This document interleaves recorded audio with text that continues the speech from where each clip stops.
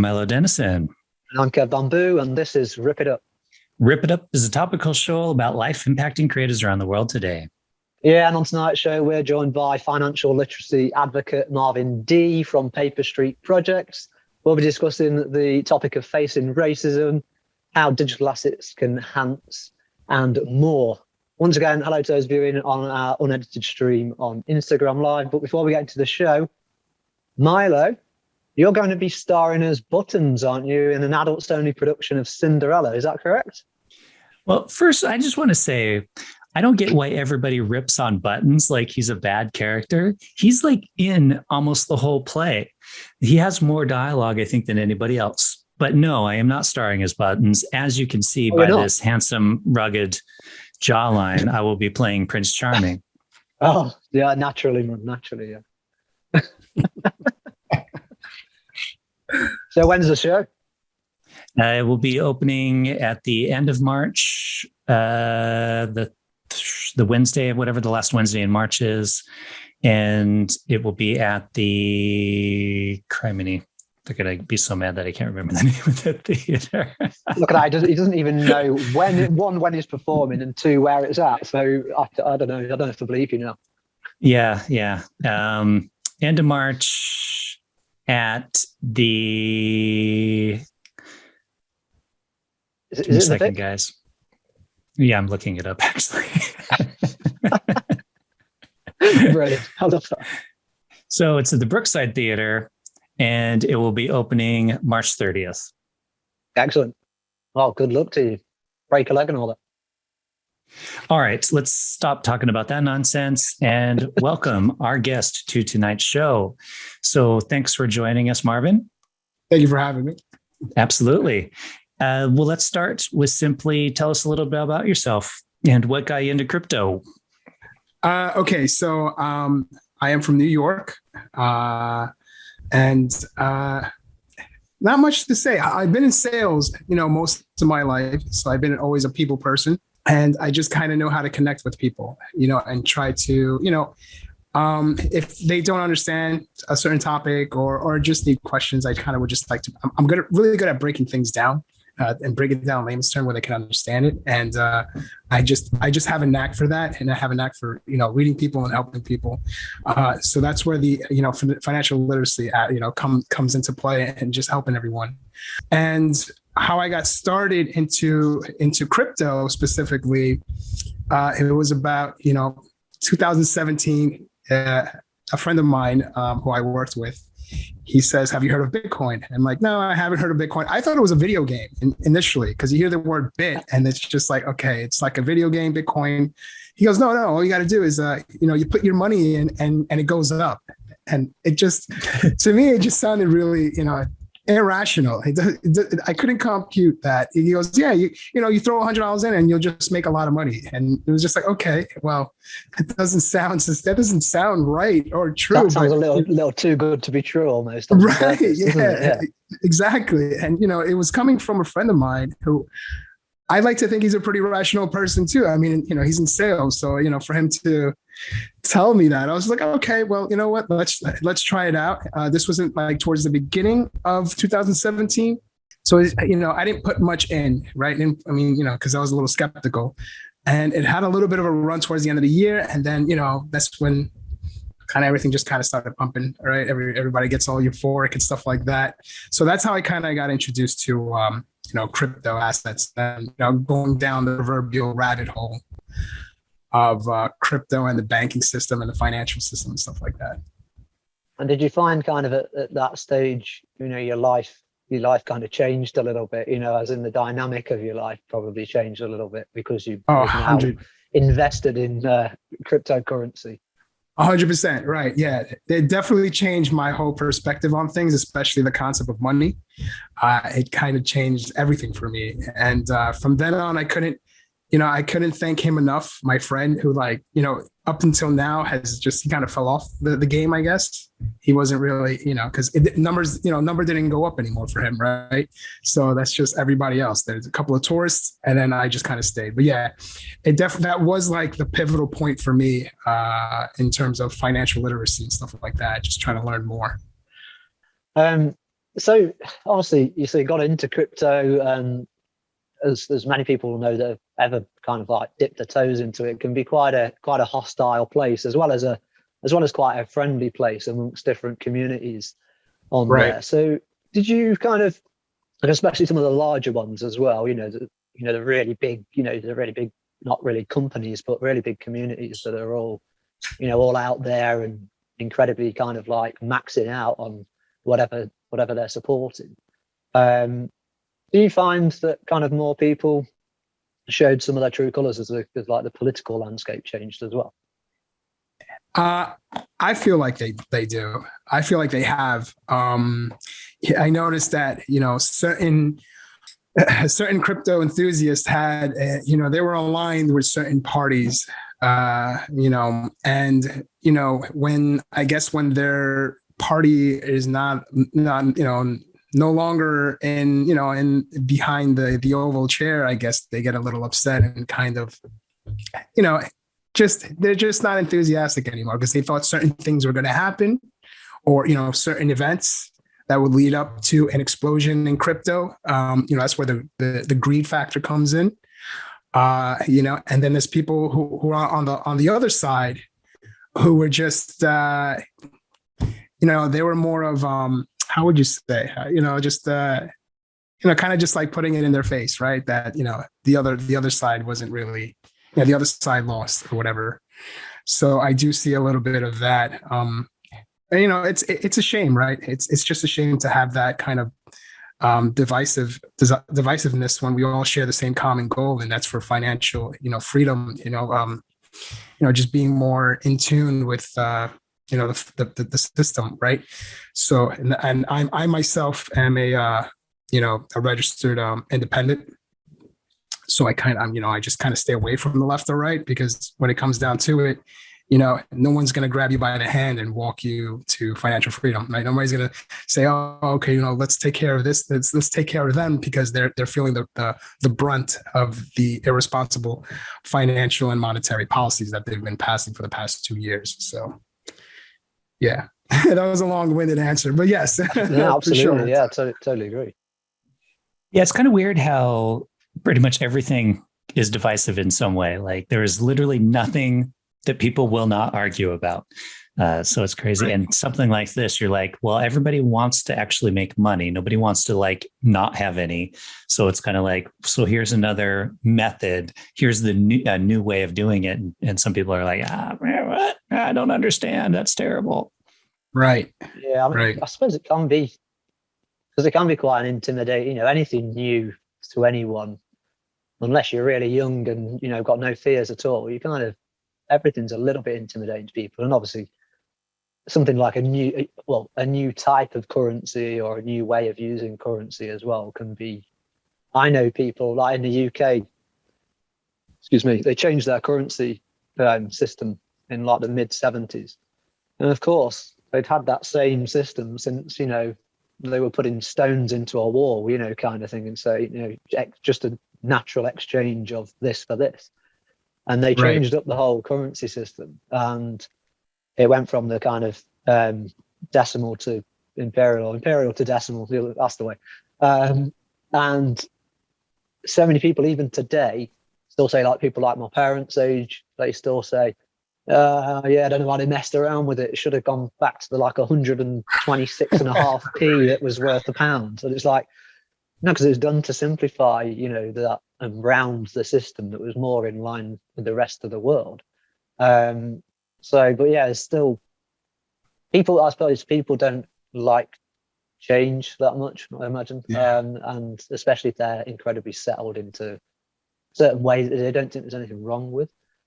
So talking of that, if we bring that kind of to present day, when you kind of start getting more involved in like cryptocurrency and digital assets, obviously there was, Twitter's quite a big place for crypto in terms of discussing things, or at least one of the initial gateways into talking about that. But wasn't there kind of like a lot of weird stuff going off? Like you'd get people creating like kind of like these like long-term like memes that just became almost like a cult figure and things like that. Yeah, well, yeah, the cults. Yeah, it's almost like a religion. It feels like with the current with their currency of choice, their own little small community. Hey, you're asking maybe for like an example of that, or like have I seen like on crypto Twitter? I call it crypto Twitter. It's really. Yeah, I suppose I was thinking more. I saw something that was like kind of like this. It was just literally like a meme that went around all the time in one of the communities. And I think it was a bear, and then all these people were just kind of like, it was full of, supposedly so anyway, it was full of all these riddles and things. Right. Essentially, I don't know if you know more about that. Then tell us more about that, because it's just interesting in the whole. It's kind of like not cult as such, but kind of following something and then blindly almost believing certain things. Yeah, that's the bearable guy. That was the original Riddler for the XRP community. It was interesting, right? His first, his first riddle, I think, which gone mainstream, I guess, was the castle one, where it was it was just a regular castle with a bear and a jester's mask, and a hand coming out, which looked like it was holding like a little puppet, and the king with no mouth. That was like one of the first ones, and he or she or they that entity that was behind that riddle was saying that a certain coin would hit $589 by the end of the year. And that created such a frenzy with certain, crypto holders, both for the community itself for that specific crypto, and then for people outside who just couldn't believe it. In the end, it kind of created this like hysteria of this coin of XRP, and I never really believed it. It just to go something from $1 to $589, that just sounded silly. But there were a lot of people who were really adamant about that, and within the end of the year it would hit that number, and I could see why, it seems like a cult. I can see why there's so many, XRP names that were created around that belief that it would hit a certain price target. And, it kind of hurt a lot of people in the end, but, that's the name of the game, unfortunately, is you just have to do your own research. Do you think that's a scenario of somebody trying to influence the price? Like, he has a bunch, wants to cause a quick little run on it, get it to jump up and then sell it all. I mean, in the same way that if Elon Musk tweets about a coin, right, it's suddenly, the whole Dogecoin thing from what was it, last year or whatever. Mm-hmm. And he's talking about it just went through the roof. Like, is this potentially somebody trying to do that as well? It can feel like that. It definitely feels that way. There were so many people decoding the riddles and like connecting it to like geopolitics from that one simple photo, that it's possible that it could have been, a malicious actor behind that. But honestly, if it wasn't for that specific the way the way that entity kind of put things together and kind of wrote everything in code, and the way it was being decoded little by little, you could see how BRICS was involved. There was obviously the Federal Reserve, who was like, there was just like all these symbolisms behind that one riddle. So it's possible that he could have been a malicious actor just trying to build liquidity for, exit liquidity. But I never really saw it that way. I kind of just saw it as someone just having fun with, and just kind of putting things together. And then behind the scenes, you were seeing, the de-dollarization of Russia, and China. That's being more prominent now. That's popping up more now. But that was a thing. That was a work in progress for years already. So, the CBDCs, right? The central bank digital currencies. Like we kind of got all that from that one small riddle. And for me, the price point wasn't it wasn't like the driving force for me behind buying it or, purchasing or investing in it. It was really the idea of, this could really be something big that, all these, the US dollar wouldn't be used more as a weapon, rather than a global reserve currency. So yeah, it's very interesting. And I don't come from a background of finance like that. No, I just picked up on a part that you said in this. So are you saying that this meme essentially that came up was actually hidden with like almost cryptographic kind of parts to it as well, that people were kind of like disseminating as well? That genuinely was hidden within it. Yeah. Yeah, it sounds wild, but that it seems that a lot of effort. That's what I mean. Like, even if it was just for some fun, it seemed like a lot of effort to really kind of whatever message they were trying to get across.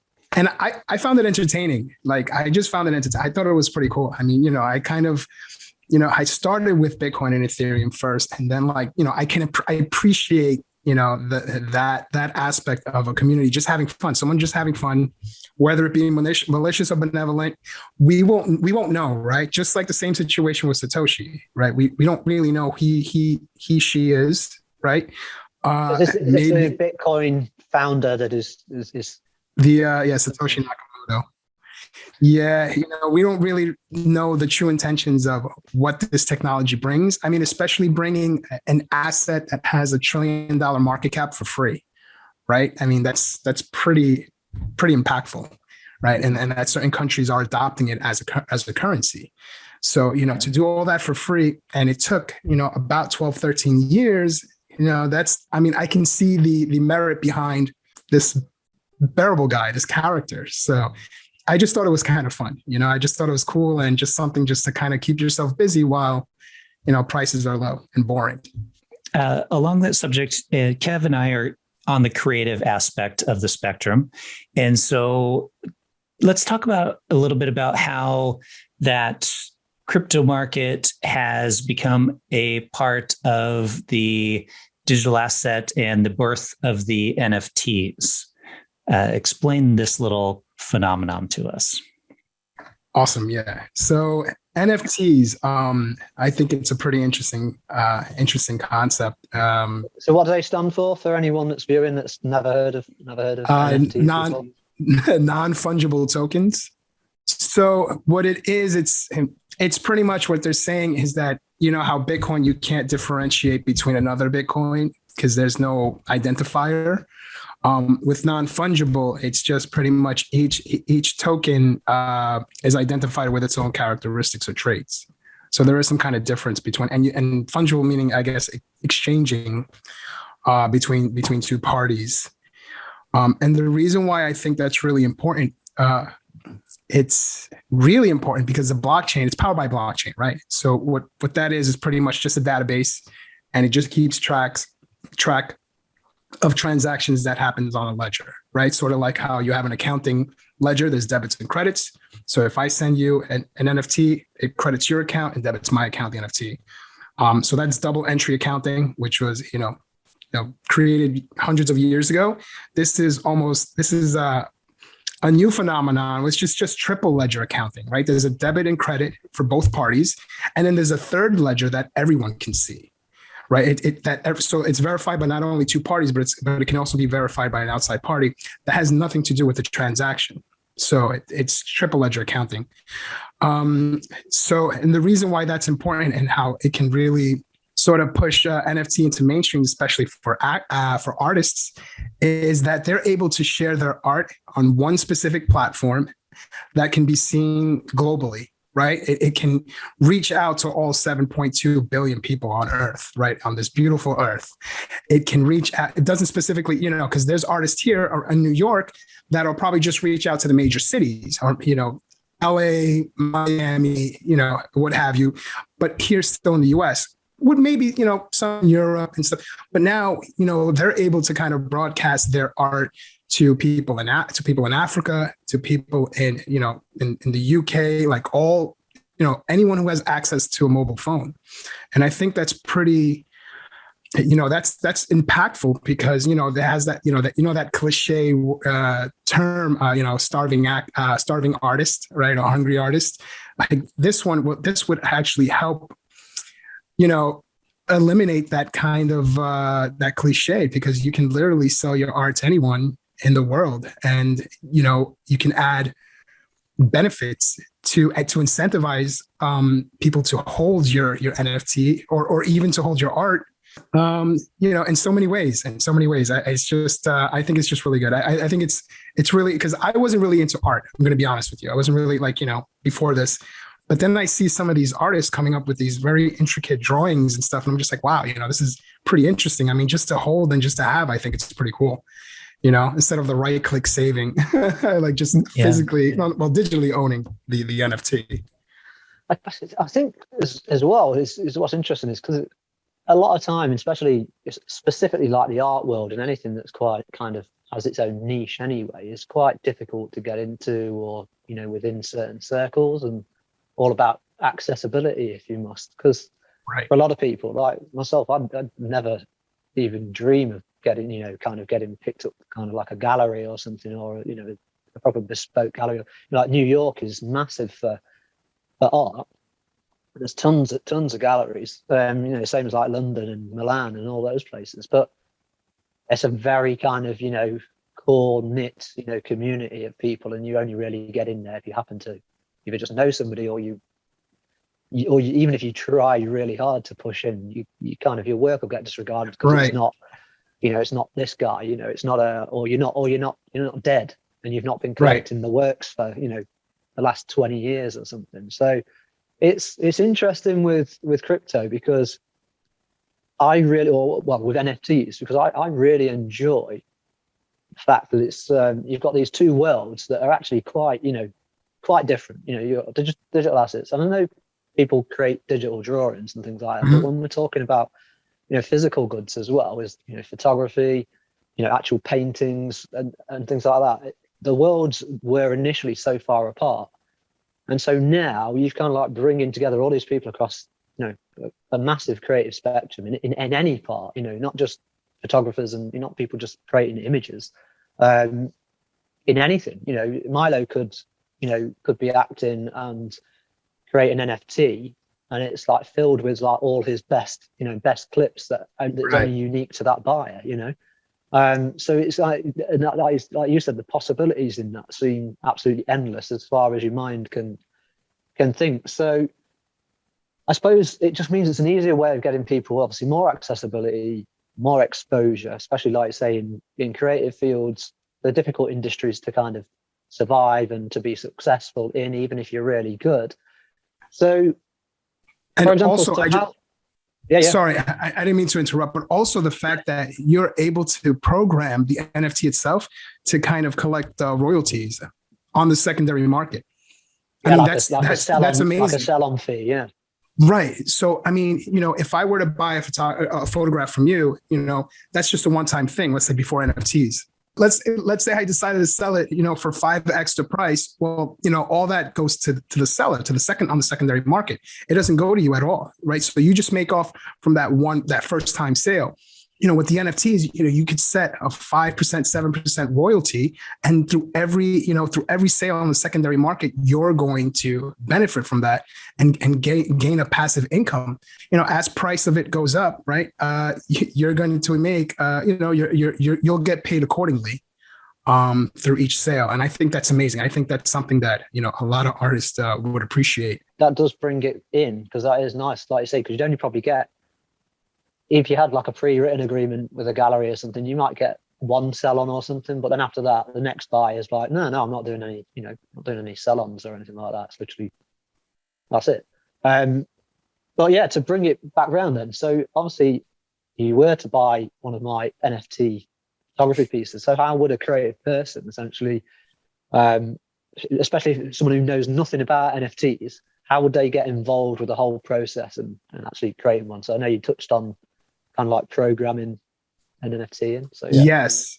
Well, to get started, get yourself involved on Twitter. I know that sounds kind of silly, but honestly, Twitter is like my go-to. I call it, it's crypto Twitter. That's what it's called, or NFT Twitter. Get yourself out there and start following other artists and kind of try to, because the thing is, some artists would love to support other artists, right? So it doesn't cost much. You don't have to necessarily buy their art to show support, but you can retweet, like, comment, tag a couple of friends that that's on Twitter, just to kind of help show that, hey, we're here to support you. And then, hopefully that's reciprocated. Now, I'm not saying you should do that on purpose, but it shows that, artists really, truly are, there to help each other. So get yourself involved in Twitter, following these artists. Second would be getting involved in their Discord channels. I mean, I know there's a lot of Discord channels out there, but if you're able to kind of reach out to these artists, you can, personally talk to them one-on-one through the chat, but also, you can even collaborate. So if it's not your first time, if it's, let's just say you're an up and coming artist, or you're a well-known artist locally, you can say, hey, listen, this is my work. This is my portfolio. I would love to collaborate with you. And then maybe, hopefully sometime in the future, we can set something up where we both of our work, we can combine them together. I think that's really awesome, because with that, not only are you getting your name out there, but of course you're getting the full backing of someone who's well known, or someone who has a small community that your community will be able to be combined with that community. So now you're just going to have one big community. It's all about community, really. It's all about the members and actually bringing them together. So you have crypto Twitter, Discord for your sources of information. I think also what about meetups. Yeah, I was just going to say, what about right. kind of networking, with like people right. in person or on Zoom and such like?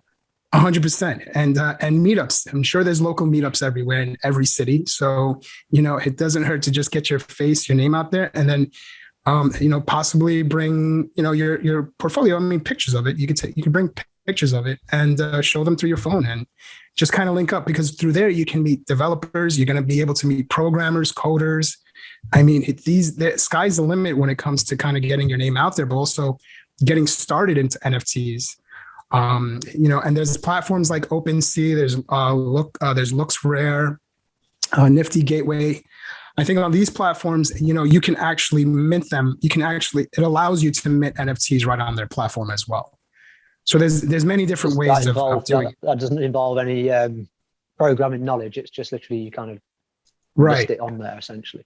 Right, exactly. So for someone who's just starting, you can start out that route, right? And then again, get your face out there, network, because I mean, that's what blockchain is really all about. It's all about network activity and participants in the network, which brings the value, it raises the value of the protocol, the network.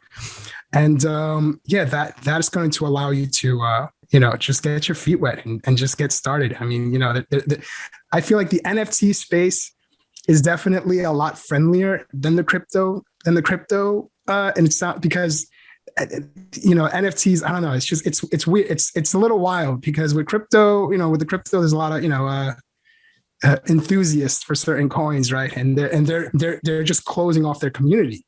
And that's not really what it's about. It's about having an open community. And the NFT space, they understand that. They're just a little bit more pragmatic, right? Rather than being idealistic in their approach to this space. So yeah, those are like good examples to get into, and just kind of, you'll never know who you're going to meet. It's just, that's what's great about these meetups. You'll never know. Do you think there's something for name recognition? Because when I read about it, you see a lot of the big selling stuff is by celebrities and that kind of stuff. So what about that person? You talked about it being global. So somebody that lives in South Africa that has no name recognition, like what's their chances of competing against the guy that did that digital monkey guy? I can't remember the one with the actual name. Yeah, the Bored Apes. The Bored Ape stuff. Yeah, exactly. What's great about this space is that there is no barrier to entry, but also everybody starts off at the same starting line, right? Everyone has to start off somewhere. So the rate of success all depends on how much you're willing to kind of, I guess, put your name out there. I mean, it all depends on how much you're promoting yourself, right? Promoting your work. It's not. I mean, what I would say is it's not any different than you physically trying to put your work out there locally, but on the main stage where everyone has access to these platforms. It just makes it easier. It would make it a little easier in terms of having that kind of success. I understand that celebrities buy these apes and stuff like that. But the thing is, to be honest, they don't know any different, right? They're just buying whatever's the hype is, right? And that in my opinion, that does kind of ruin the space a little bit, because now you're picking winners, right? Through people's eyes that are not involved in this space. And everybody starts rushing, all the liquidity rushes to Bored Apes, or all the liquidity rushes to punks, which again, I'm not going to discount that from the project. I think it's a great project. But there's other projects out there that have, a real solid team, great artists, and a strong community. So, it's just the fact that celebrities get involved, and then all of a sudden, everybody's like, oh, okay, I want that. I mean, we've seen plenty of derivatives of apes. I mean, how many times you've seen apes in different kind of like costumes and stuff like that. So, it all depends on the effort that you put in to try to get your name out there. And it's a lot. I feel like it's a lot easier than it is, if you were trying to promote it in a physical setting rather than the metaverse. Yeah. So it's not quite a get rich quick scheme that like, oh, I just need to create something, throw it on there, and suddenly people will spend a ton of money for it. It does need to be something that people will want. And you do need to actually sell yourself along with it. Like, I'm buying something because this person has contributed to creating it. Right. And, they call it a cash grab, and the thing is with artists, right? Some people would approach this space who are not really savvy into the space. They would just see it as, okay, I just need money, or I just want it and I'll just cash out and then I'll just sell it and that's it, which is fine. But if you need money, go to a platform that just, you don't need crypto, right? You could just go to a platform that you're able to sell, or maybe like a GoFundMe. Because I'm going to be honest, I was on Clubhouse the other day and I heard an artist, she said she needed money. And she's like, to be quite honest, I just want to sell it just so I can fund my college. Noble cause. I think that's awesome.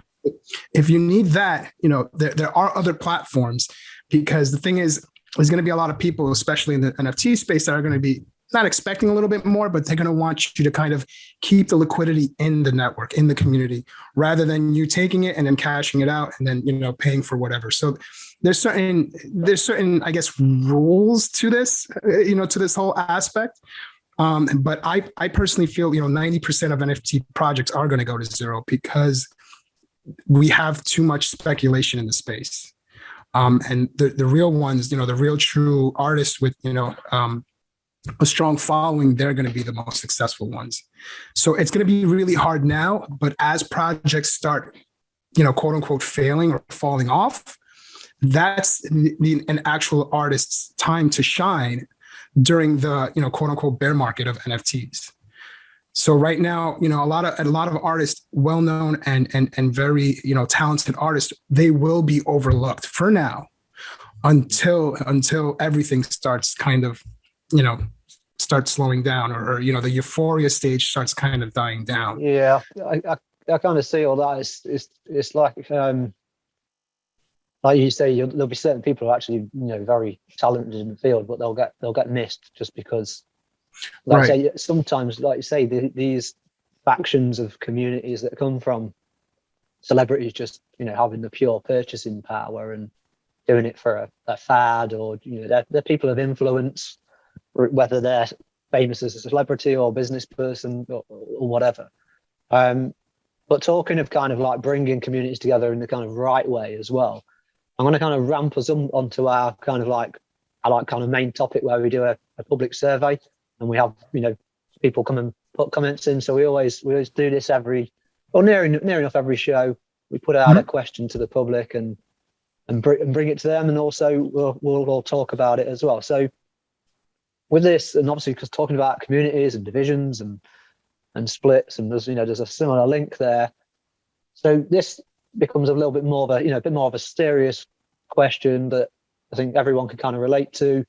But it's the main question we put out to the people was, do you think there's been more or less racism since Black Lives Matters? And what I'm going to do, I'm just going to bring up some of those comments from the public, because we've had a good chunk. Let me just But yeah, the initial question to them was, do you think there's been more or less racism since Black Lives Matters? And we give them kind of like a multiple choice of definitely more, definitely less, a little more, a little less, no change, and other. And then we invited them to also comment upon their choices as well. And just for the record, so most of the people that are taking part, we had a good 55, 60, nearly 60 people kind of put in on there. So obviously it's not a huge model for the rest of the world to go by, but in terms of, you know, just this discussion, there's a good chunk of people that have put in, and most of them, I mean, I was a little surprised by this personally, because it wouldn't have been my choice. There was a good 48% said no change. And then we had a mix across the board then of other opinions on there. There was a good kind of 20-ish% of the definitely more, 31% of definitely more and a little more. And then no one said a little less. And then some said about 5% said definitely less. And the rest was made up of the others. But yeah, then the main one in there was most people opted for no change.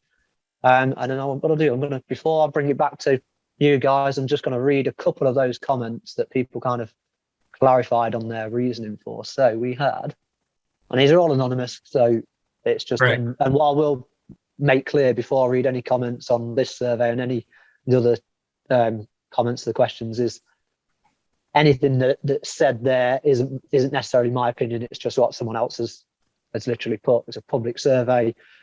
We give them the freedom to speak if they want to be. Sometimes some people are silly, most people are pretty sensible.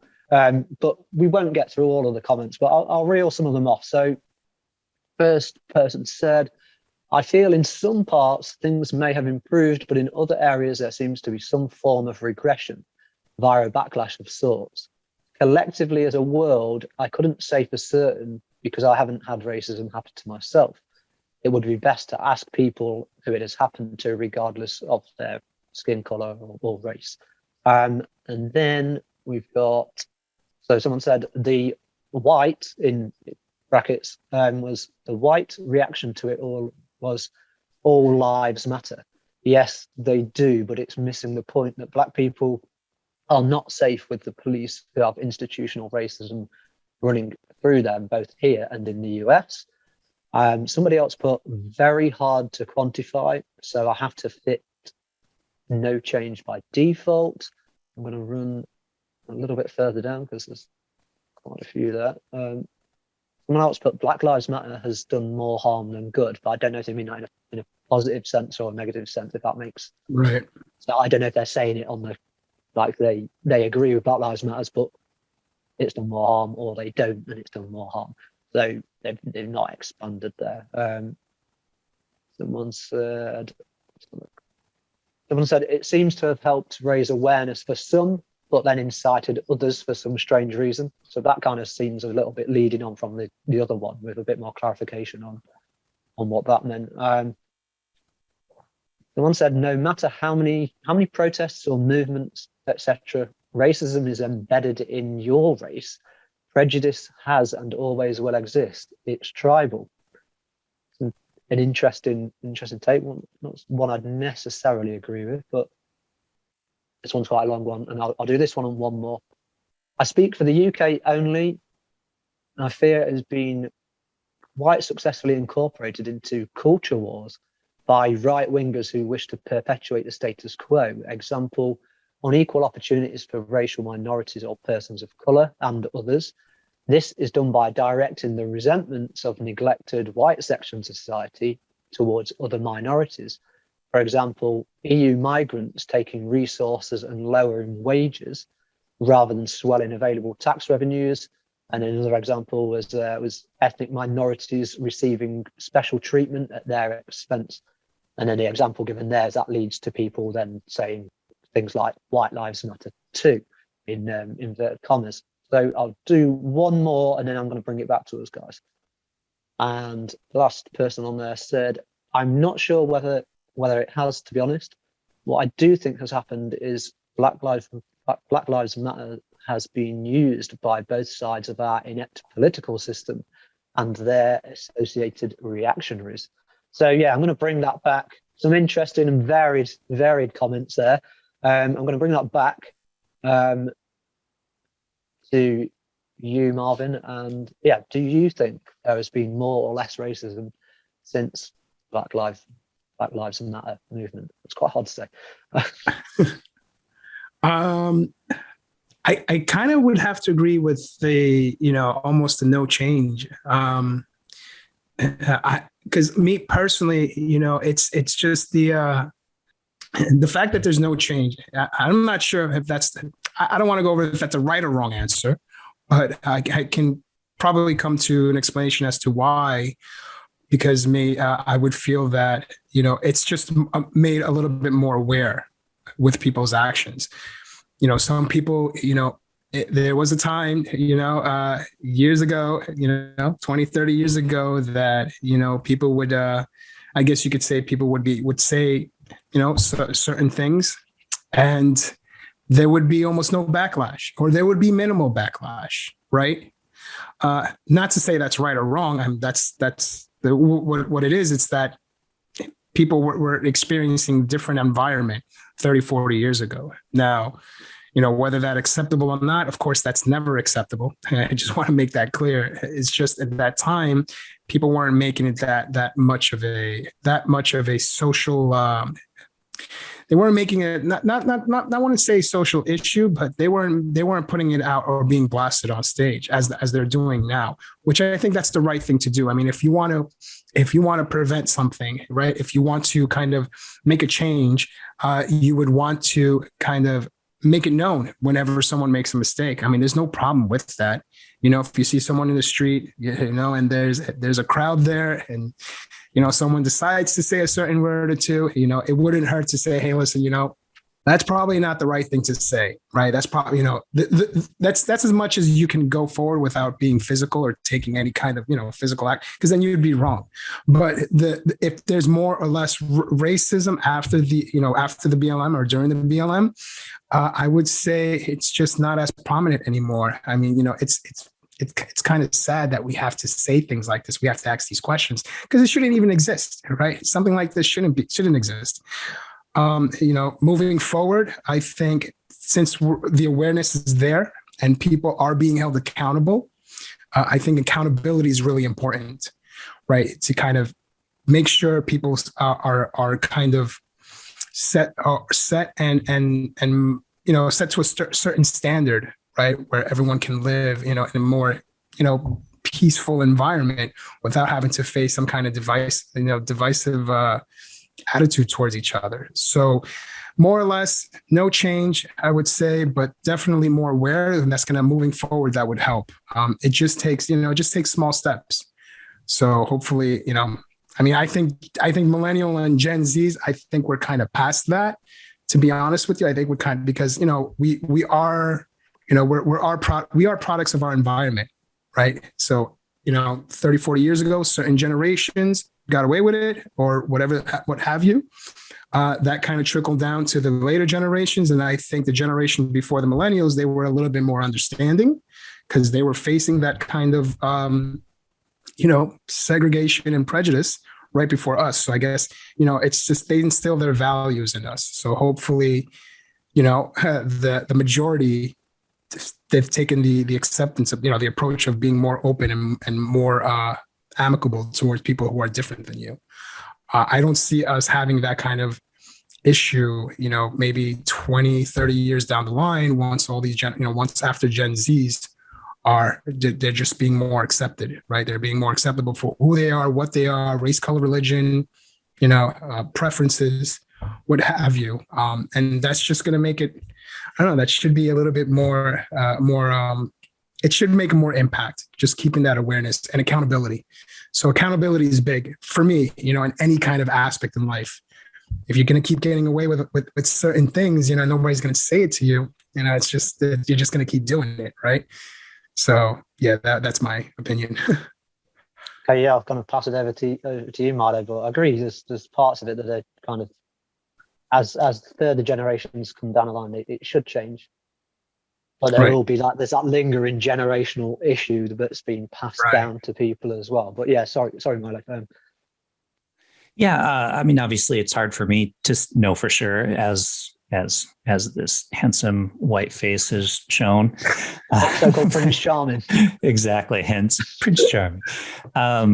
Jokes aside, though, I kind of in the boat as well. I don't think a lot has changed with the BLM music movement, especially when you see certain states trying to pass laws about like not teaching critical race theory and that type of stuff. So that's that, we're not racist, but we don't want to talk about racism or teach racism or acknowledge that it ever existed. Well, okay, ignoring it doesn't make it go away, kind of a thing. So it probably has brought it more to the front of people's thoughts. But the thing is, yeah, it's if a person's a racist one day, the odds on them waking up the next day and suddenly not being a racist are pretty thin.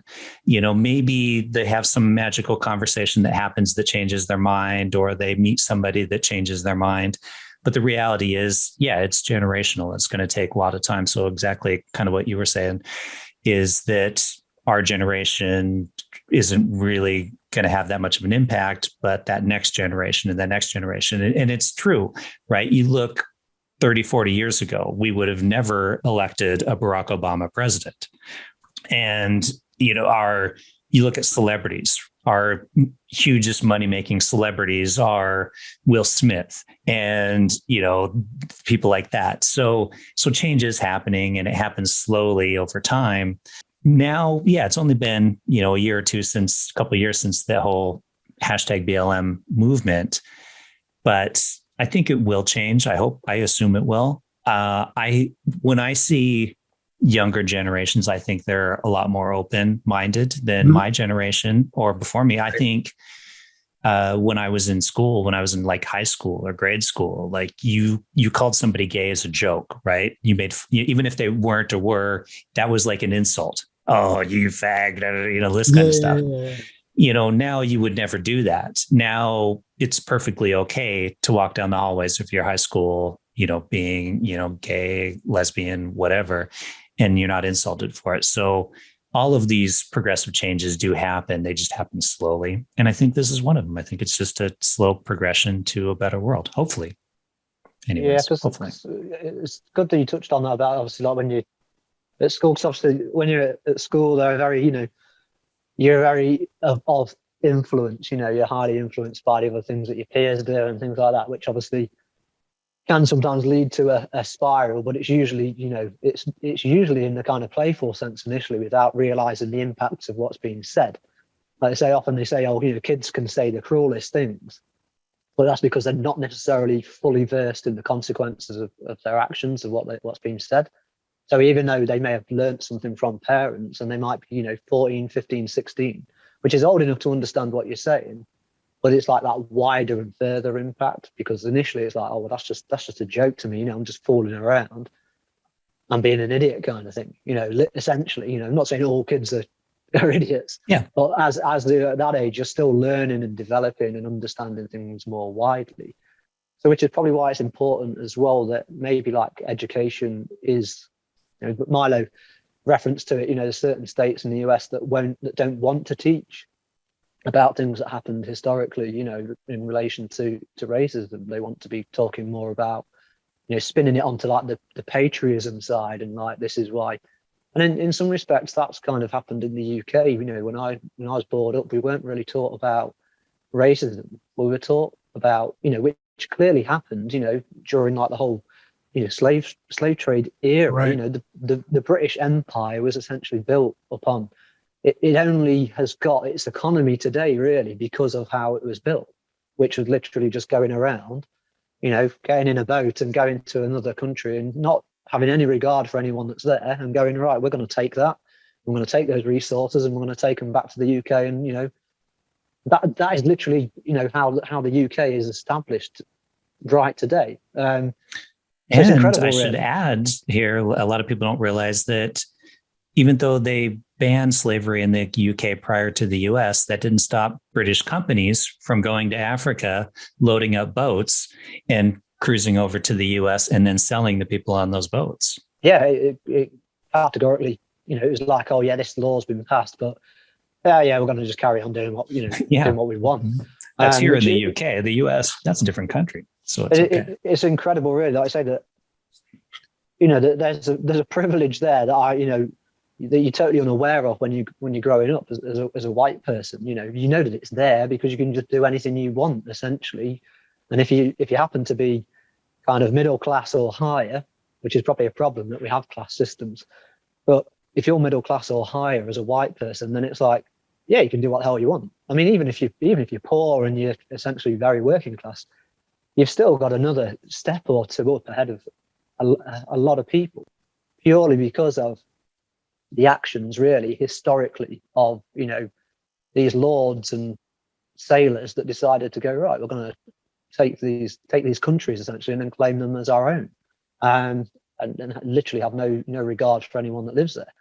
I know there are other examples across other areas of our species, which wasn't just white British people. There are other areas in kind of like Asia and things where you had wars that happened there and people just basically going in that weren't necessarily white people. But I'm just talking about the UK and what its impact on the world today, right from way back, by influeing a lot of countries to be like, yeah, we essentially colonized a bunch of countries,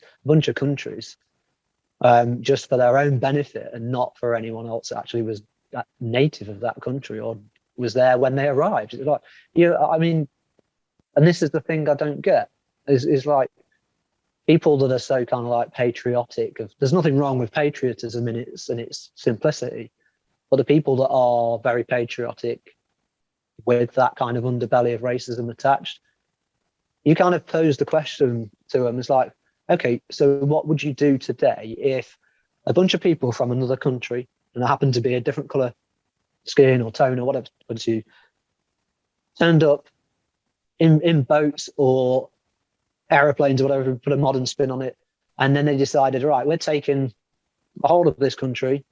We've got no regard for you as a human. That's literally like, oh, we might use you as a utility or whatever. And we're gonna, that's it. You can't do anything about it. It's literally, if you want to try and do something about it, you'll die, or you'll get killed. If you're lucky, you'll end up working for that person as a slave in terrible conditions. So if you if you flip that question back and you ask those people that, I mean, very often they haven't really got an answer for that, because they know that it's a wrong thing. They know that it should never have happened. We can't help what happened in history. And this is the other side of the coin, is that the people who do want to understand and kind of bring about some form of change, people can kind of understand their history. And that's where Milo was talking about the kind of the teaching element, is that whole countries and governments have got to back, the education systems into kind of putting forward the learnings so that younger people can actually, even if they come from a racist household, for example, they can actually be educated via this, schooling system that tells them, this isn't right. And, you could easily turn it and flip it onto, right. Back on, but like flip it back onto yourself and ask yourself, would you want that to happen to you? And I'm pretty certain that the answer for most people would sensibly be, no, I would not want that to happen. I certainly would not have wanted anything like that to happen. And no one in a modern era would want anything like that to happen. So does anyone else want to have any input? No, let's move on. Let's do something fun, Kev. Okay. Let's lighten it up for a little bit. We've gone on a deep topic for a second, so we're going to bring it back. So every show, Marvin, we have a little segment called Ask an American. And I know you're an American, and Milo's an American. Yeah. We've got kind of like an East Coast guy and a West Coast guy. So we've got, it's your chance to ask Milo a totally unscripted question. Okay. Ask an American. So perfect. Off you go. Perfect. Okay. So I have one question. So trying to see if I could stump you on this one, but what is the most photographed object in Seattle? Well, it's got to be the Space Needle. Like, there's nothing else that would be more photographed than that, would there? Is that your final Is answer? that not right? Is it one of the? Is it one of the? Is it the pig? Is it the little The Pike Street Seattle Market boy pig? doesn't know the Well, answer. well, it might not be, because the Pike Street Market is also a really popular tourist destination. And so people like to take a picture of the Pike Street Market sign. Right. And there's like a pig underneath there that everybody likes to sit on and then have their picture taken. So that could be it as well.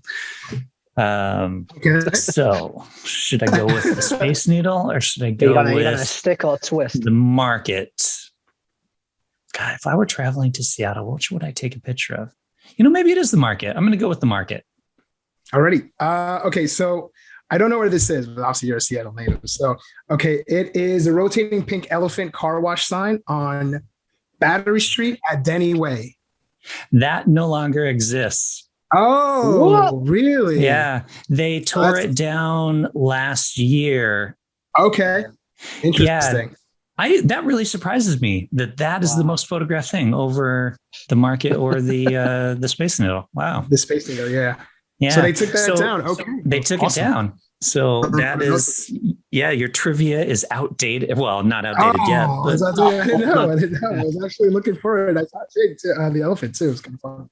Yeah, it was cool too. It was literally a pink elephant for this car wash, and it had been there forever, and just was this cool relic of old school Seattle, and they took it down. It doesn't exist. I think they're going to put it somewhere. Last I heard, they are going to put it, I don't know, maybe in a park somewhere, a museum or something like that. But the actual car wash is torn down. Yeah, why did they Because take the elephant down? I think they're tearing it down and putting a skyrise apartment complex in it, full of condos that nobody can actually afford. Stick the to elephant on the top own. and have it rotating on top of the something like that. on top of the condos. It's Amazon's fault. Amazon moved into Seattle and it definitely is. took over everything. Just wrecked the place. Okay, so now that we found out that the elephant was the most photographed thing in Seattle, let's move on to badly drawn bamboo. So, Martin, you have a badly drawn bamboo for us. Let's see. I do. I'm really interested in this. It's pretty small but simple. I got my inspiration from one of the videos that I was watching. But this is the guy. Oh wow! That's badly drawn. So bad. Let me draw the arms, because I was going to say, arms what's would happened to my probably be arms? just like a stick figure at that point. Wait, I'm just. It's like a bust. It's like a bust of bamboo. I was trying to impersonate nice. the drawings. So I tried. At least you have the beard. So that's good. Yeah. Last beard. week's didn't have the beard. So that's all right. Got the AirPods. I had no beard in the last one. Yeah, true. Yeah, got the ears in. Nice. I think you've got my beanie on there. So yeah, that's usually a regular. No, I'm pretty impressed with that actually. So I was tried. it badly? Can I get this right? So hold it up again, because I've got to rate these. Sure. Of course. I take a screenshot of it. Let me just put this in here.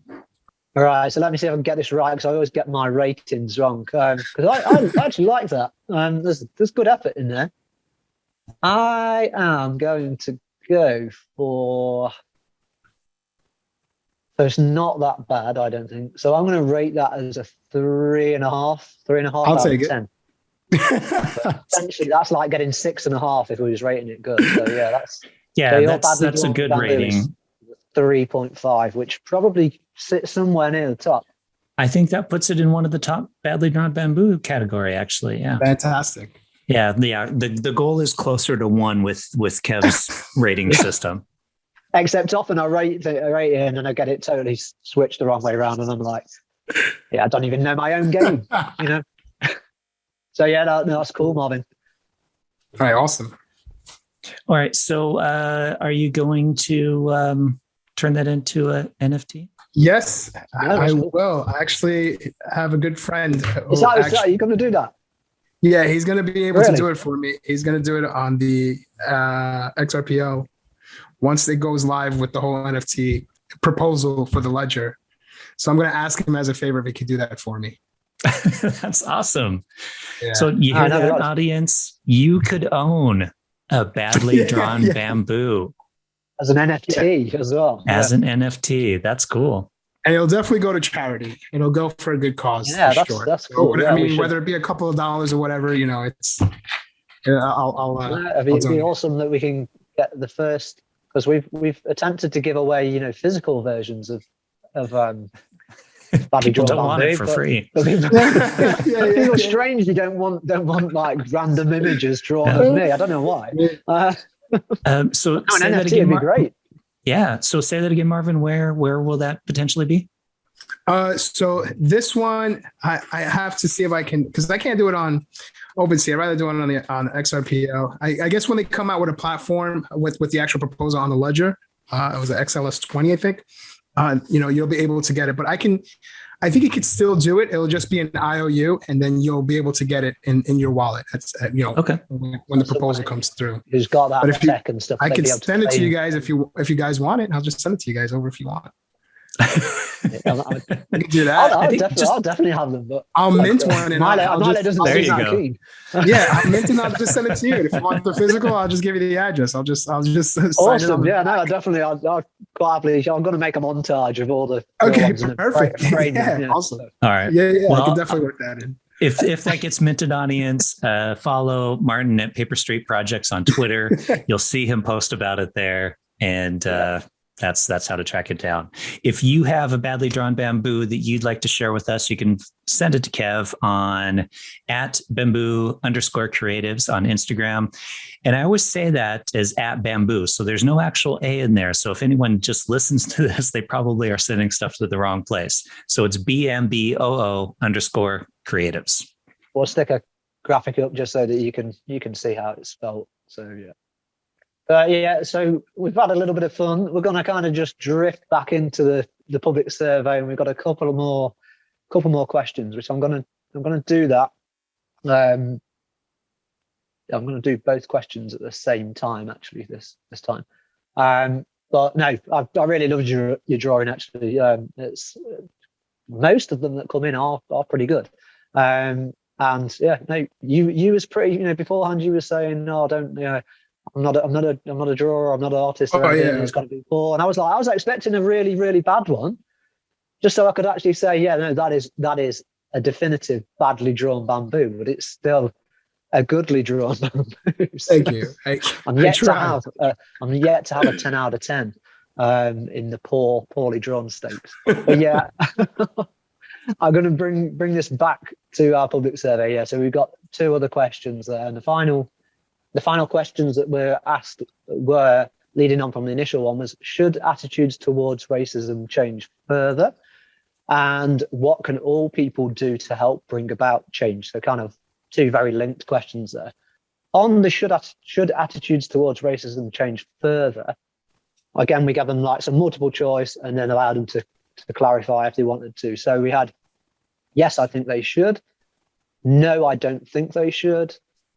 Other, I don't know, and I hope attitudes can change. And I mean, I did expect this. So most of the people that responded in our kind of like 60 odd, near on 60 odd people, we actually had 64% of people said, yes, I think they should. The attitude should change. We had a mixed bag of one or two. So we had a fair few people, about 13-14% say, I hope attitudes can change. And then the rest was pretty much made up of an equal run of the no, I don't think they should, other, and I don't know. So I'm going to read a few comments on there. I'm sure, as we did in the first question, we had a varied bunch of responses. So let's have a look. One of the first ones there is, we have and are making great progress on racism. We are the most tolerant country in the world. But unfortunately, I don't know where that person is coming from. I'm going to hazard a guess, either the UK or the US, because most of my Sounds about followers right. either are UK or US, but they could have been from somewhere. Maybe could be an Aussie, could be someone in South Africa, possibly. But we'll assume, which is a bad thing to do, slippery slope to assume. So I'm not going to assume much, because I'll get loads of hate mail then. So then another person said, yes, they should, although it is hard to figure out where improvements are needed. We could say at home, but that probably isn't the best place if someone lives in a racist or underground racist. I think they mean kind of like kind of closet racism or whatever, where it's not necessarily visible, but it's subtle and particularly harder to identify. Lives in a racist or underground racist family. Maybe education is a good place to start, of course, backed by governments. That's strange because I said something like earlier, with a forward-thinking outlook rather than a regressive one. That's an interesting comment. So kind of like saying that education should be kind of like at the forefront of that change, but that it needs the government to kind of, fully back that. And obviously then, as people learn, get behind it as well. So then someone else, this is an interesting one actually. Someone put, I'm Irish and have suffered racism all my life, particularly in the 1970s when the IRA were bombing the UK. A lot of us know how Muslims feel today. Also, racism isn't just black on white. I think they mean white on black there, which I think Whoopi Goldberg foul of. The Indian caste system is shocking. The attitude of the Scottish to the English is as well. Once again, these aren't my comments, so this is just others. And as is the English towards the Polish or other Eastern European countries, it's also West Indians on Indian/Pakistani people. And then you have the momentum towards the Jewish as well. So their kind of rounding comment there is it's everywhere and in all nationalities and races. So they're talking about the wider impact of racism. Yeah, they're talking xenophobia and all that. So yeah, it exists. Absolutely. It's a good for them to highlight the different areas where other examples have happened as well, in where society has been marginalized by others. Someone says, I think the term needs to be more clearly defined and in line with some consensus beyond how it is defined on social media, which is not always representative as the world as a whole. As it stands, the discussion is monopolized by those whose views fall in line with the vocal majority on social media. So, I can agree to that to some degree. It just depends which sides of social media at the time, because obviously you're all going to fall on a certain fence. But I think it's important that we recognize that social media isn't the only voice, although it is a large voice in today's world. There are a lot of people that have got opinion that can separate the social media from just an ongoing opinion or movement or whatever. So that's an interesting one. I'm going to read 2 or 3 more because there's a good chunk of responses. Someone said, unfortunately, they will never change. It's genetic, passed down from out of cave-dwelling ancestors. Okay, I need to comment on that one. That's ridiculous. Okay, you put a little black child and a little white child in a room and they're going to play together. That is not genetic. All right. That is utterly ridiculous. Racism is taught. It's an incredible, incredible comment. I don't agree with, and I don't think anyone else here agrees with. It does, although it's serious, it does make you laugh when you kind of read stuff like that, because you just think that people actually think that. Yeah. Anyway, I will move on. We will not spend too much on that one. So we've got another one, a good, really, really good comment here, actually, or appears to be. There's individuals of all backgrounds need to be respected for who they actually are. Wider racial/ethnic groups need to be celebrated for their distinctive contributions to our shared culture in Britain and abroad. It should be controversial that where the needs of certain groups are not currently being met, that investment is undertaken to increase their opportunities in society. I believe a more public acknowledgement to the deprivations of white sections of society could be very positive, where not presented divisively. School-age education would be highly effective, as would committed training in public servants, for example, the police, but also others. I think that was a really, really great comment, actually. I will read one more and I'll bring that back to you guys, and then we'll go on to question 3 in detail as well. Let's find one more. So someone says, I hope attitudes can change. I really do. The rallying against being woke, whatever that means, seems to be a big thing at the moment. I hope that people striving for equality or calling out injustice isn't seen as a bad thing. I think that was a good one to end that question. So yeah, I'll bounce that back to you guys. Yeah, essentially, should attitudes towards racism change further? So yeah, Marvin. Yeah, I 100%. I mean, it should be changed. I mean, nobody wants to live in a world where everyone has to be scared of what the other person is going to say, right? I mean, where's the freedom in that, right? That's just something that the whole genetic thing that kind of blew my mind. I can't believe it was just. I'm sorry. I just have to. I haven't even seen that comment yet as well. I can't believe someone actually said something like that. Yeah. But yeah, definitely should change. And then how can people go about it? Just that's another thing, right? Just keeping people accountable, right? But keep people accountable across the board. Don't select a couple of people just because they don't align with your views in other things that doesn't have to do with the topic that you have an issue with, right? So if someone says that they're for a specific side, don't just kind of nitpick on one, because the thing is, you're sending mixed signals. That's the problem. If you're allowing one person to say something, but not allowing the other person to say something because of some political view or what have you, you're sending mixed signals to the community. You're sending, let's eradicate that by keeping it even across the board. I mean, there's certain examples that we had in the past 2 weeks where, there were videos of one person saying a specific word and another person saying the same word, but then one was being more amplified than the other. And, it's just like, well, from someone who's not, let's just say someone who doesn't have the critical thinking skills, they're just like, wait, that doesn't make sense. Like, why, you're kind of pushing some kind of, a narrative for one person. You're kind of looking at that person like, that person's bad. He's a bad actor, or evil. But then the other person is just kind of letting it slide. So yes, it should change. I mean, that's a given. And, of course, I hope it changes too, because that's something, wishful thinking, right? Nothing is guaranteed. But also on top of that, just hold accountability even across the board. Don't pick and choose, So that's all I got to say on that, for sure. Yeah.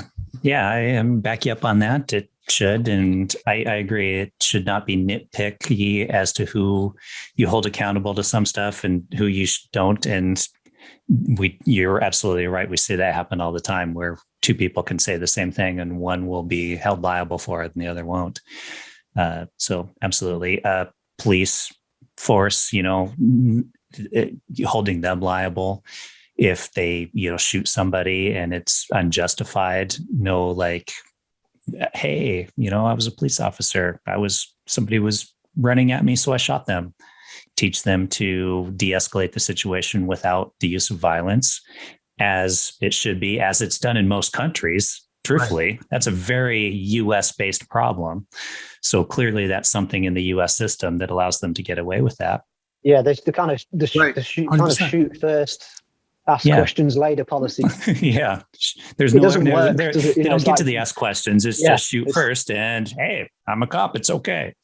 And I do recognize that from people I know that work in kind of like the armed forces as well. That the military is very similar in that respect as well, like actual communications wise.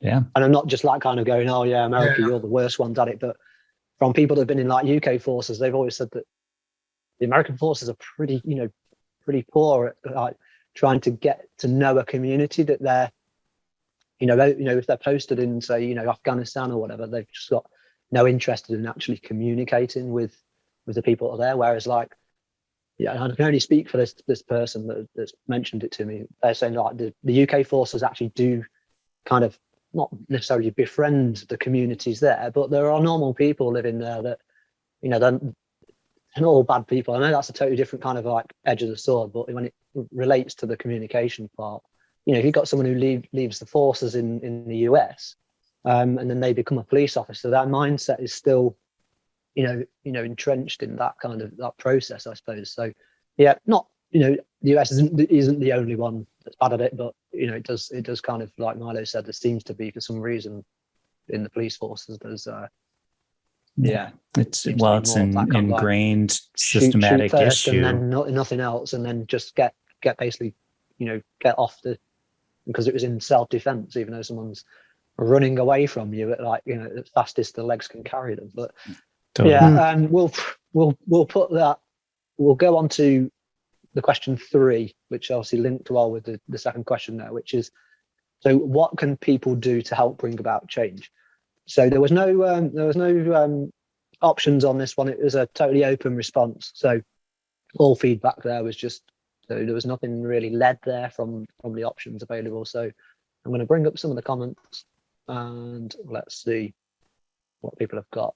Let's hope that the person that commented on it being genetic maybe turned down the opportunity to have their own thoughts there. So I'm always open for free speech, but it's like anything. If you've got an opinion, you have to be open to people responding to that opinion as well, don't you? So, so here we go then. So, someone says, I think, as similar to above, education is possibly a main area if supported.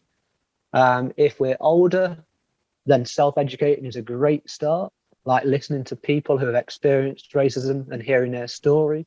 Only then can we really and truly be understanding of someone else's situation. Then following that up by backing those people when you hear racism and or see targeted abuse or targeted racism happening. Okay, so there's someone definitely from the UK that commented that the Black Lives Matter movement, based on incidents thousands of miles away on a different continent, will soon become forgotten as other such online campaigns have. For example, Je suis Charlie, which I think was the French so-called comic called Charlie Hebdo.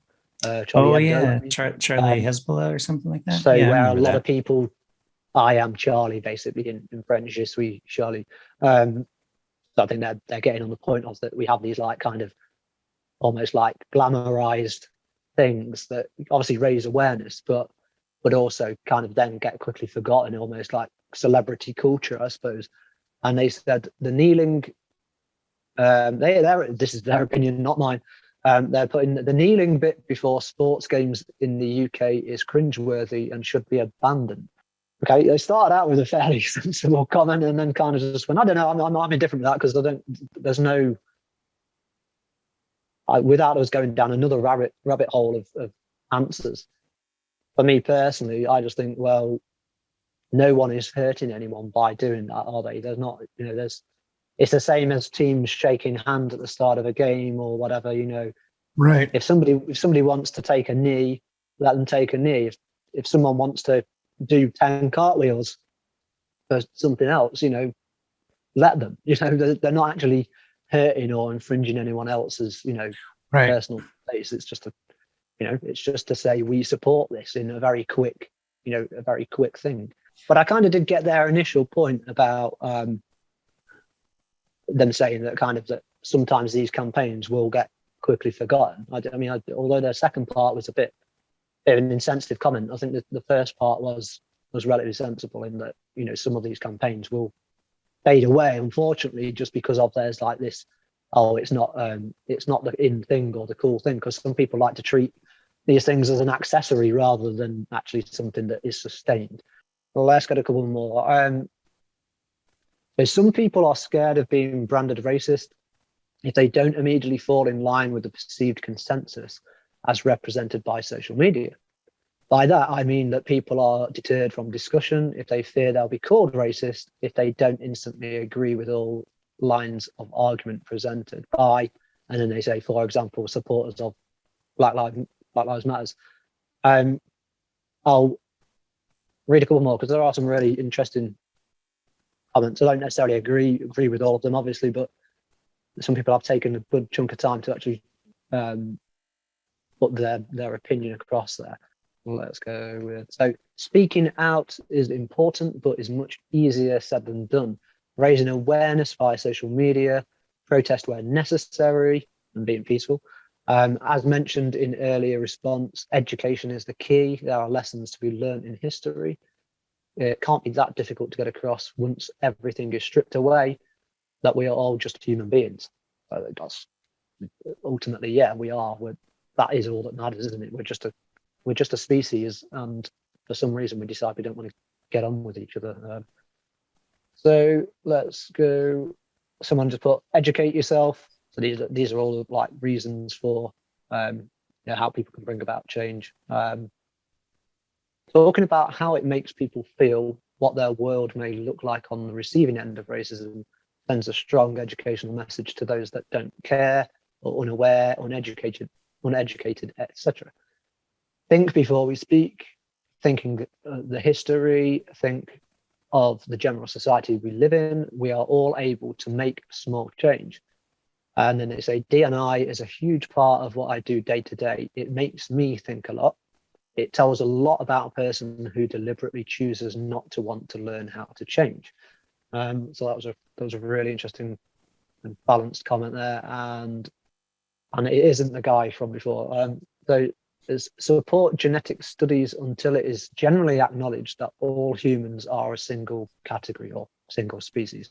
And that arbitrarily picking color names to designate races simply trains people to think in a fashion that automatically categorizes people. That's optional, and it should be opted, of course, out of. So yeah, bring that back to you guys. Marvin, yeah, how do we bring about, or what can all people do to bring about change?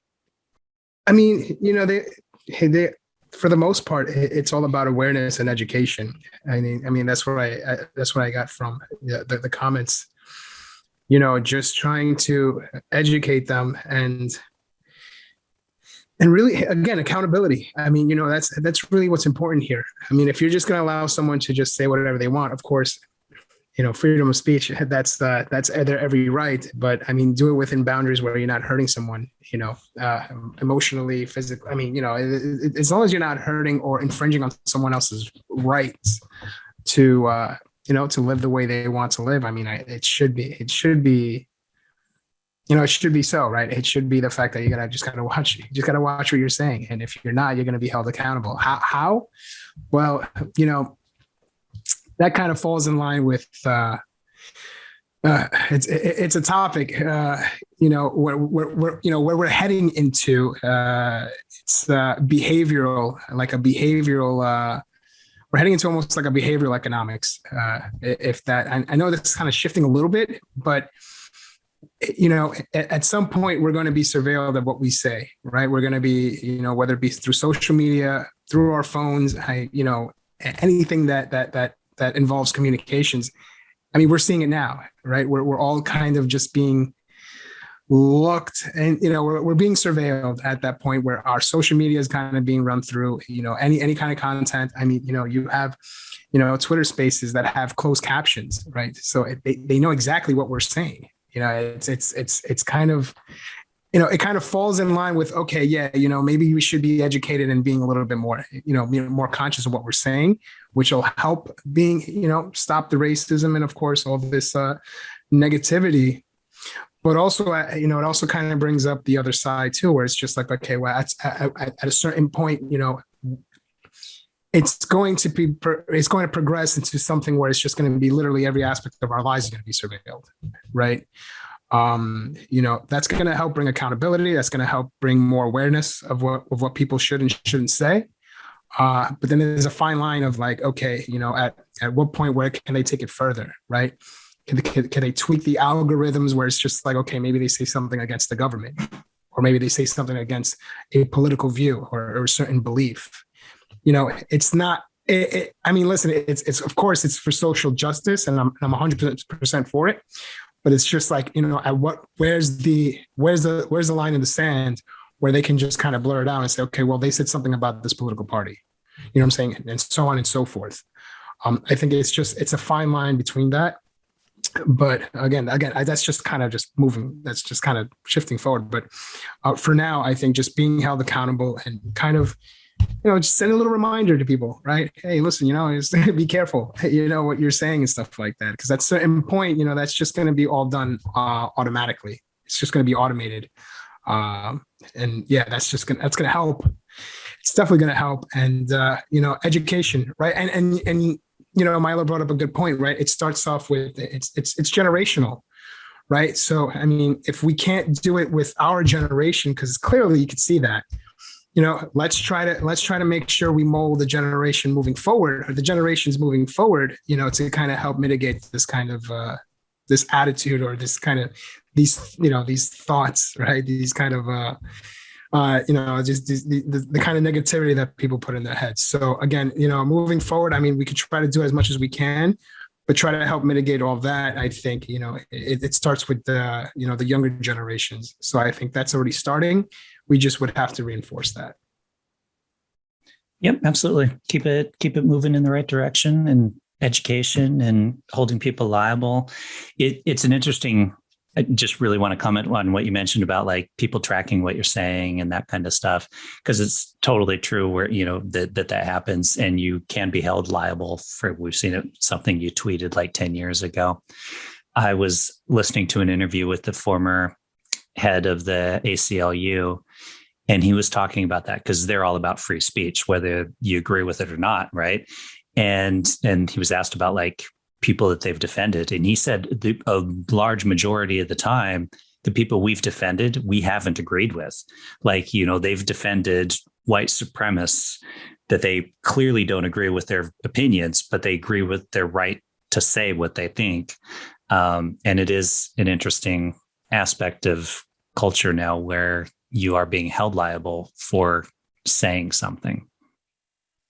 Yeah, sure. I think touching on not very small, because I think we, like you talking about people getting in trouble for things that they've said historically. Yeah, I was just going to kind of not really bring up an example of that, but it is I think we do, and I think you also mentioned it a little bit earlier on, Marvin, where it's like, yeah, okay, people can make mistakes, and they can say something wrong, and I think obviously it's important that they learn from something. If clearly if they say something that, regardless of what that is, but obviously in relation to this topic, if they say something racist and they then don't learn from it, and it continues, of course, yeah, they're not necessarily like Milo said. If someone says something racist one day, they're not going to wake up the next day and necessarily change their behavior. But if someone says something that's a genuine mistake, or it's like a faux pas kind of thing, we live as well in a society where we're not allowing people the chance to apologize sometimes as well. Like especially in the whole kind of social media, and we know what Twitter is like for taking off. Somebody says something, and yeah, they say something wrong, and absolutely, totally wrong. Shouldn't have said it. But when do they get a chance to say, okay, I genuinely apologize for that?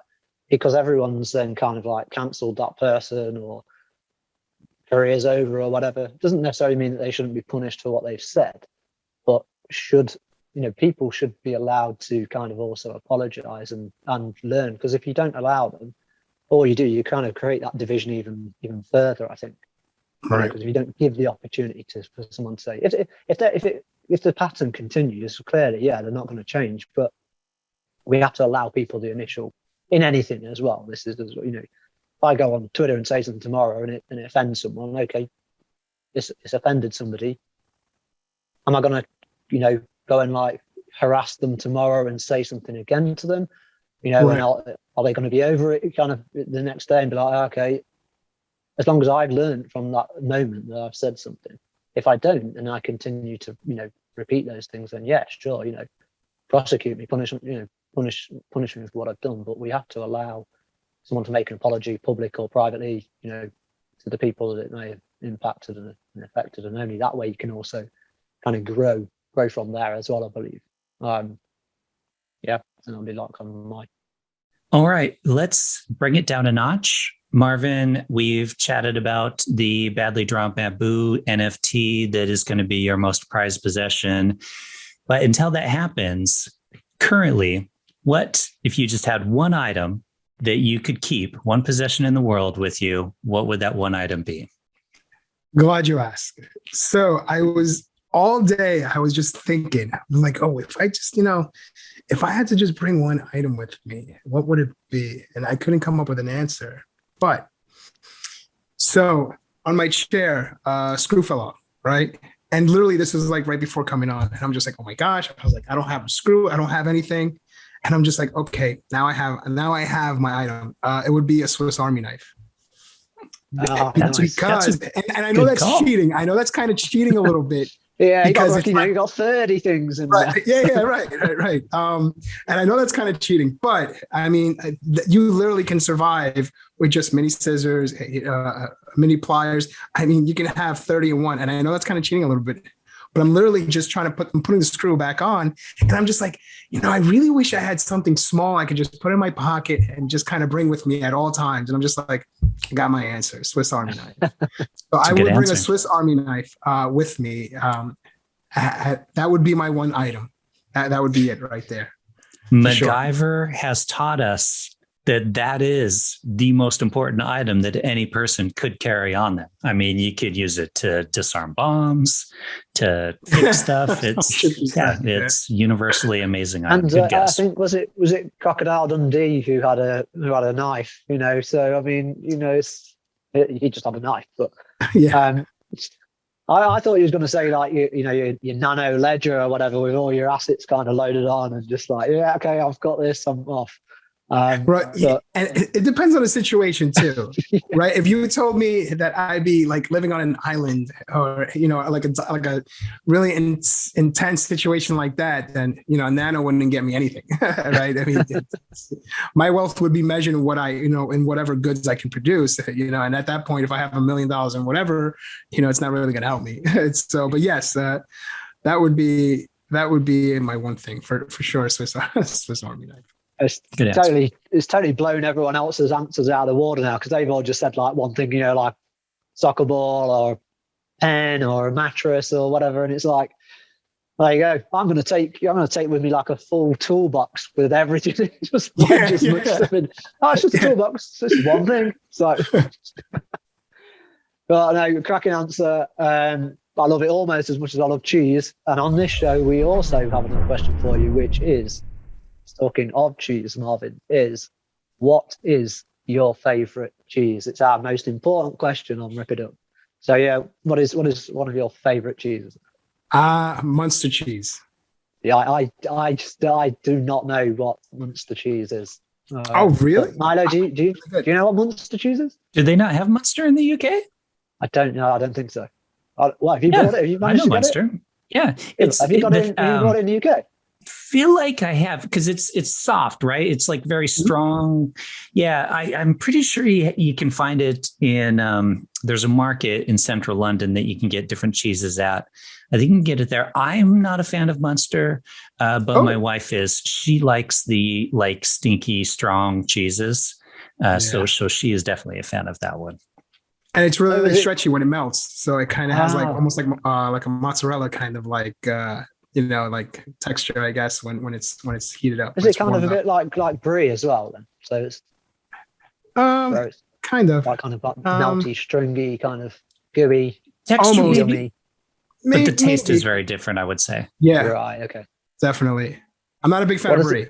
I'll definitely say that. Yeah. So what's the taste like? What's Munster? Because this is like just opened my eye. I'd never heard of it before in my life. So it almost has like a salty taste to it, almost like a savory taste to it. It doesn't really have much of a taste, but it's. What do you think, Milo? I'm trying to think how I would describe it as well. Like, yeah, it's a very kind of on Milo's the just thinking about back of your tongue kind of strong taste, right? Is the way, that's That's the way I would think of it. So, all right, cheese. Let's wrap this show up, guys. Before we finish out, of course, Marvin, if people want to track you down, where would they find you? Social media, web, whatever. What do you want to plug? Okay. Awesome. So on Twitter, it's PaperStProjects. That's pretty much my name throughout most of my social media. And you can find me a lot on Clubhouse. Same name, PaperStProjects. I do 2 shows a week. We'll have 2 other co-hosts. And then we talk about, financial literacy, crypto literacy, and, anything in between. So yeah, those are the 2 main platforms you'll find me on. All right. Great. Cool. And what about any kind of like in-person stuff? Do you do any kind of meet? Because you spoke about meetups. Oh yes. Thank you for that. Thank you for reminding. So we do XRP NYC meetups. We have it every 2 months. This one coming should be at some point in March, going into April, but I'll be retweeting that out as much as I could. Come on out. We have food and drinks. We do serve, and we kind of just go over all the latest things happening on the XRP ledger, and then anything in between. Anybody want to have conversations? Any conversations, any topics they want to go over. So it's kind of cool. It's fun. It's really cool. So, yeah, I mean, I've got to get myself out to one. I'm sure people run similar things in the UK, but I don't know why. The US ones just always seem so much more effort put into them, and just seem like everyone's really, really invested in one. Yeah, I've definitely gonna get myself. When Milo flies back to Seattle, I'm gonna have to jump in his suitcase or something and just drop buy me some off. cheese. Buy some cheese. Drop me off in NYC, and then Take you to the Pike Place Market, and you can hit the cheese stands. I can take a photo of the original location of where the pink elephant was. But it's no longer, there you go. Just be like, this is where it was. So Right. tour of the northern states of the US. I know that's awesome. So yeah, thanks Marvin for joining us. As always, thanks to the public for their comments and input, and obviously anyone that's kind of been listening on Instagram Live to our unedited stream. Thank you everyone for helping us to rip it up again. Awesome. Thank you so much, guys. I really appreciate the time. Thank you. Yeah, thanks, man. No, that's awesome. Thanks, Marvin. Cheers, man. Cheers.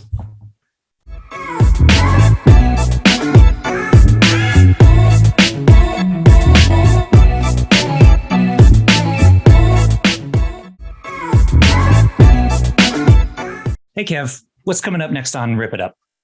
Yeah, Milo, next time on Rip It Up, we've got Rod Matsui's coming back, and he's going to do a deep dive show with us. So we're going to go and talk Loch Ness monsters, Sasquatches, Bigfoots, more of the films that he's been involved in. I'm sure it's going to be an absolute fantastic show. The original one was, and Rod's a great guy.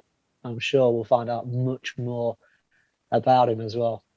Nice. That sounds super interesting. Looking forward to it. Anything else? Yeah, so this episode has actually been sponsored by Better World Brewing, and they have actually given us some beers to give away, as well as donating some trees via One Tree Planted and Ecology. So viewers, keep your eyes on social media for more about how to win some beer. We'll be posing a question to the public to answer, and to win some beer and help the planet. All right. And that'll be on Bamboo_creatives. Yeah, so keep your eyes on our social media for more about how to win some beer and ultimately help the planet. And those posts will be going on Facebook.